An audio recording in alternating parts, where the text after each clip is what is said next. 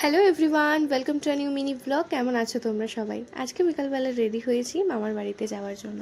আর আজকে যে আউটফিটটা পরেছি সেটা আজ থেকে 1 বছর আগে মামাই দিয়েছিল পুজোতে, বাট পরাই হয়নি, তাই ভাবলাম আজকেই পরে নিই।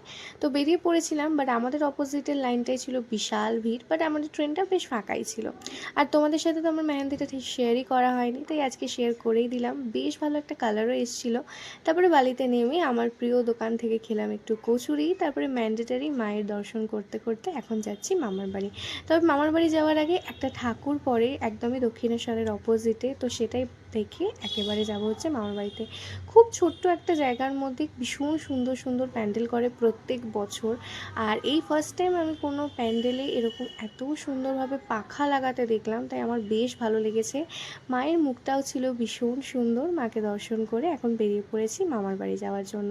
রাস্তাটা তো ভীষণ সুন্দর আলো দিয়ে সাজানো হয়েছে। মামার বাড়িতে এসে বেশ কিছুক্ষণ গল্প করে এখন বেরিয়ে পড়ছি মাসির বাড়ি যাওয়ার জন্য। চলে এসেছিলাম আর এখানে তো, এখানে এসে এখন ছোট বোনেদের সাথে ভাইদের সাথে আমি এখন বাজি ফাটাচ্ছি। এরকম লাইফে আজকে ফার্স্ট টাইম আমি ফাটিয়েছিলাম হচ্ছে কালী পটকা।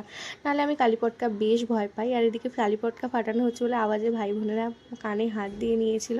তারপরে আমরা তো ওদিকে ব্যস্ত ছিলাম, আর এদিকে বড়রা এখন গল্প করতে ব্যস্ত। তারপরে এসেছিলাম একটু কালীতলা মাঠে। আর ভিড়টা দেখছো, মারাত্মক ভিড় ছিল, কারণ সেই সময় ছিল মায়ের আরতির সময়।